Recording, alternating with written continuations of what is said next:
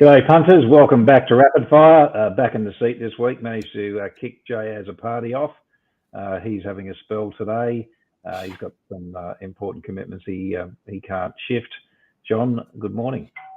Good morning, and I guarantee you, even though Jason's not here, he will be betting this weekend. He will be betting, or we might even, if he's got something he likes, we'll probably let everyone know, because there's no doubt that he'll be casting a very close eye across these meetings. Indeed. We're going to cover 3 races this week. We're going to cover the first from Rosehill, which is the San Domenico, race 9.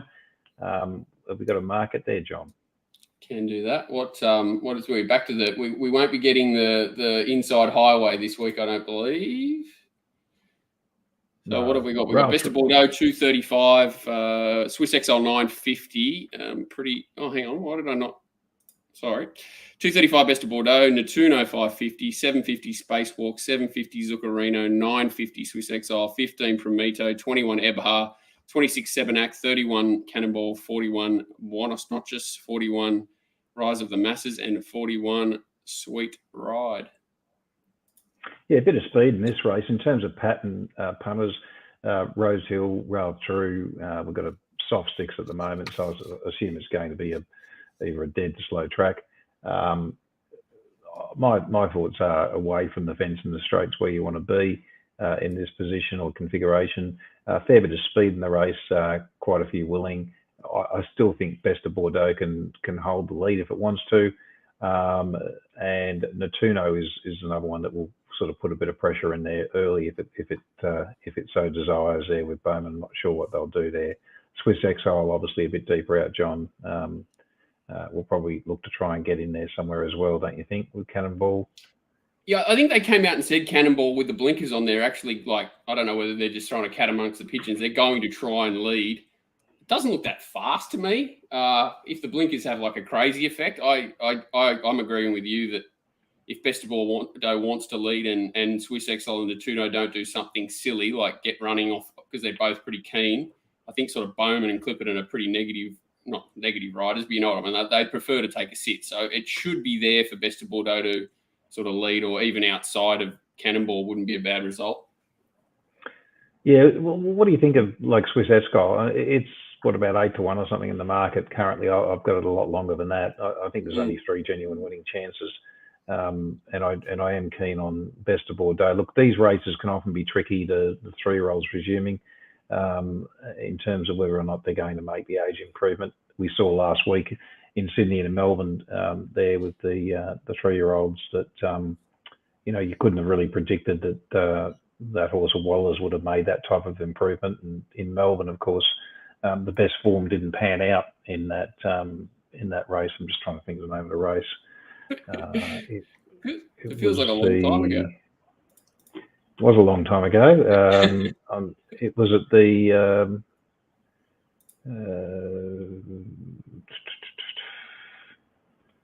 bear with me a sec. Was it the Memsie Stakes? Let's roll a dice, and Vachita San had the best form. Yes. But neither of those two sort of ran a place.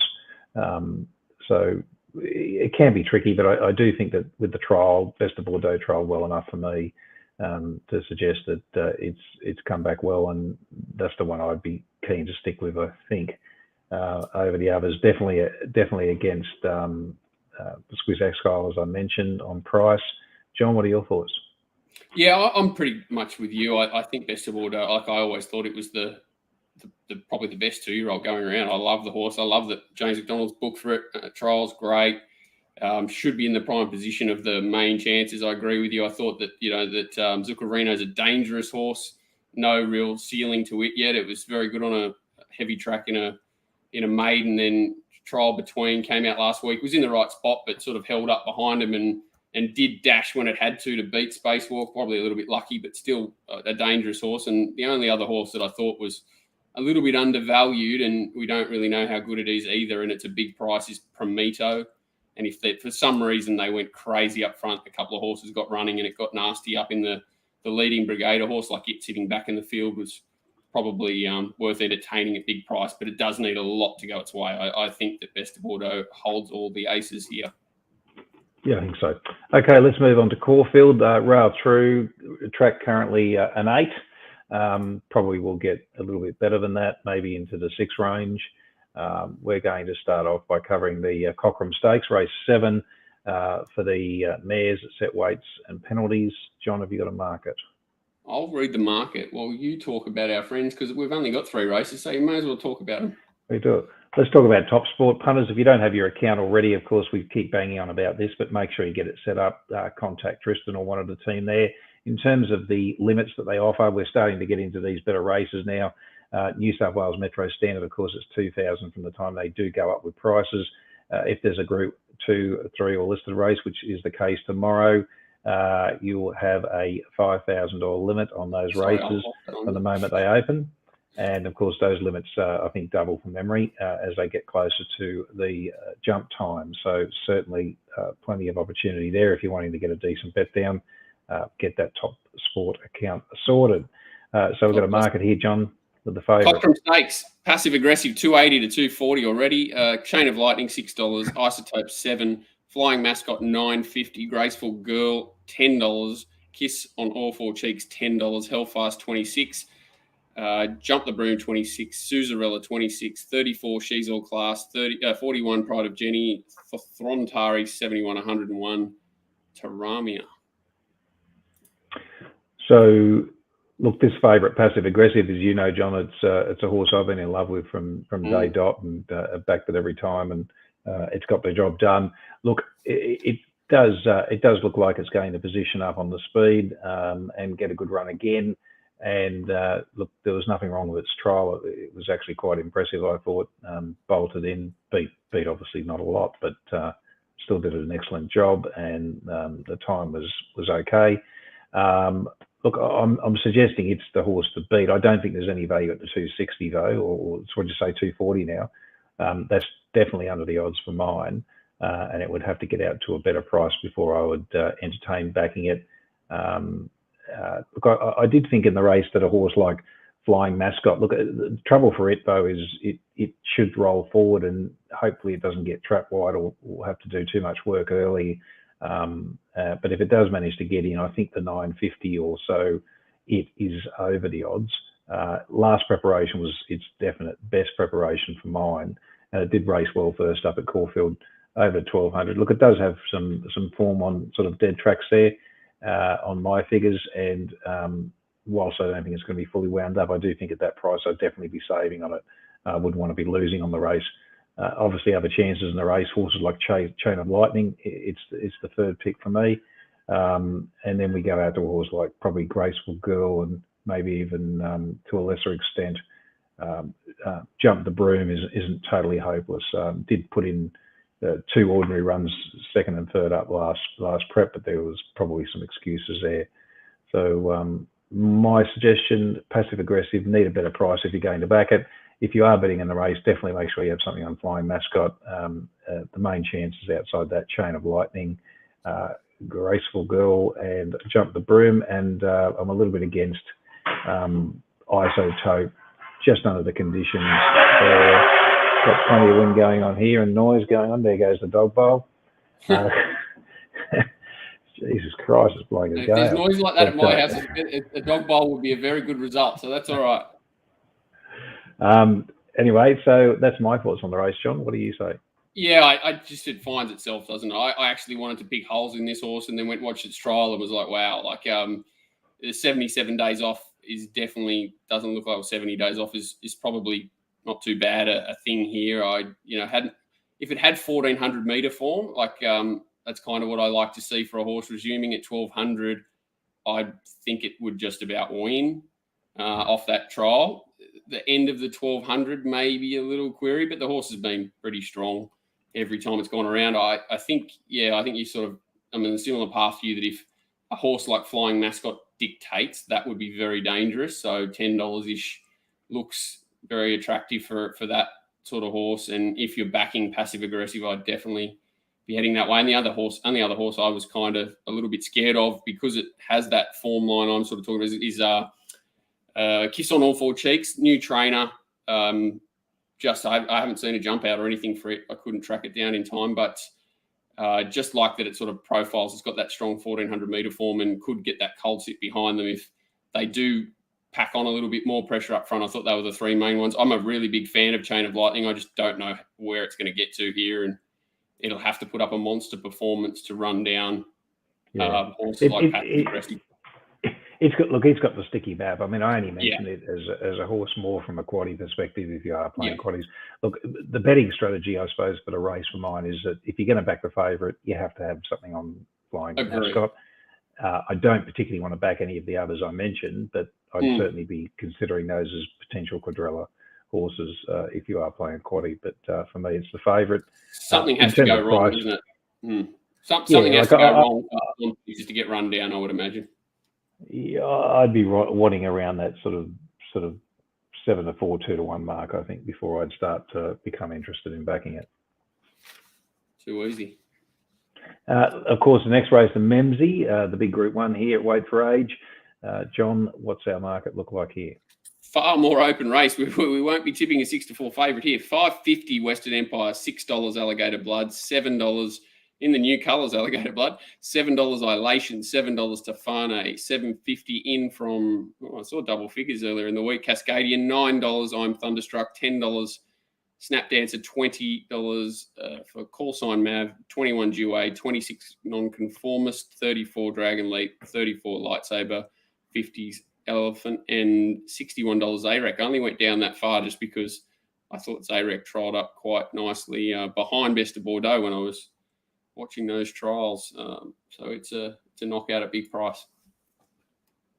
Yeah, look, interesting race. There's plenty to talk about, I suppose, around the favourite. I don't like one of the favourites, I should say, Elation at 5 to 1 there. I hate it. I couldn't take 15 to 1, let alone 5s. Look, I grant that it's a horse on the up, and I grant that it might well make the grade in time, but I think that, first up Weight for Age at Group 1, its fourth start, for me, it hasn't really beaten much. It's shown a lot of talent, but I think it's a horse that I'm happy to risk. Alligator Blood and Western Empire, I think those two horses are good chances in the race. I don't think that 9 to 2 is any luxury, though. I think they're under the odds. Look, showing my hand and sort of a bit of a declaration here, I did back Cascadian. I took $10 the other day in the all-in. I think it's a horse there's been lots of talk about its trial. Trialled very well. I think it trialled better than Animo. I think this is an ideal target for it first up. I think Blake Shin, who I've never been a super fan of. He's only because I've always been on the wrong side of him quite often. He'll be hungry though, won't he? He'll be hungry. He'll be hungry. And look, he's the right sort of rider for this horse too, I think. And I just think that, that even at that $9.50 betting earlier, I think it's a great price, and maybe it's still $9.50 with some of the others. I'm not sure, or $8 or whatever it is, but it has firmed up a little bit. Look, I think outside Cascadian being the value, I do think Tofane is a horse that's right in this race, and he can track up behind them and sort of perhaps catch some of these horses that don't have the fitness by surprise. Outside that, I don't think I'd be going much wider. Snap Dance is some sort of hope. Cow Sign Nav. I was going to ask you about it, just because it's sort of off a shorter break. I know 1,400 looks like it's like absolute limit, but if it gets full control, its trial wasn't great, but yeah, I just was going to ask you sort of where it fitted in, because if it does get full control, it's obviously dangerous. Snap Dancer, yeah, that's the thing. I mean, if you're playing multiples, I definitely have Snap Dancer in there. Look, I don't think there's any sort of plonk bet here, but for me, Cascadian represents the value.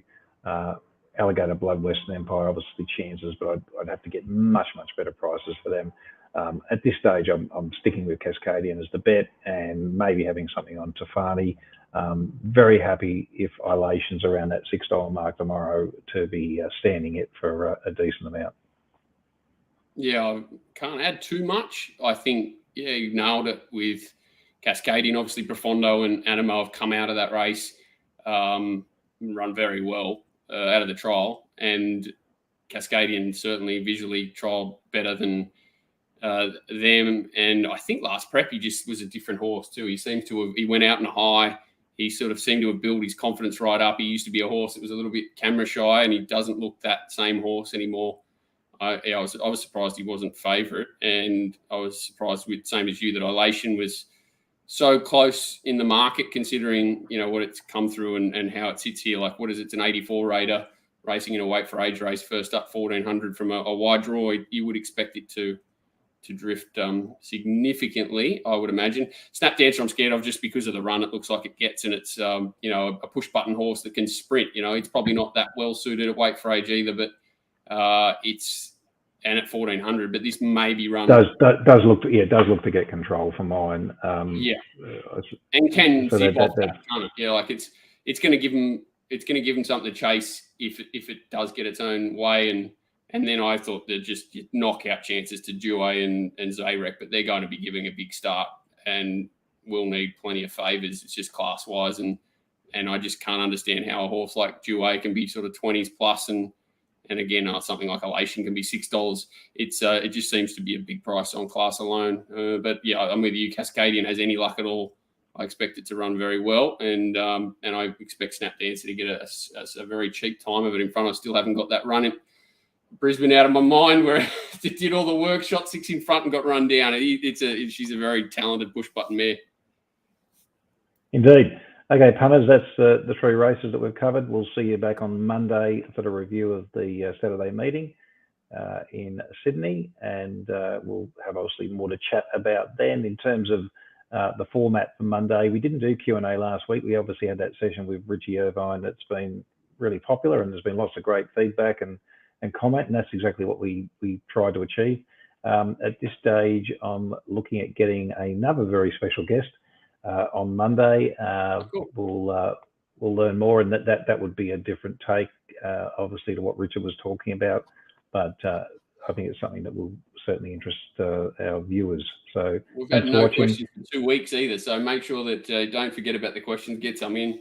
I don't know if we've got any in the layaway, but yeah. No, I don't think we have. Yeah, if you haven't got your questions in, make sure you email them in. It doesn't have to be about the weekend's races. It can be about any racing in general, or punting, or just advice that you might need, or assistance.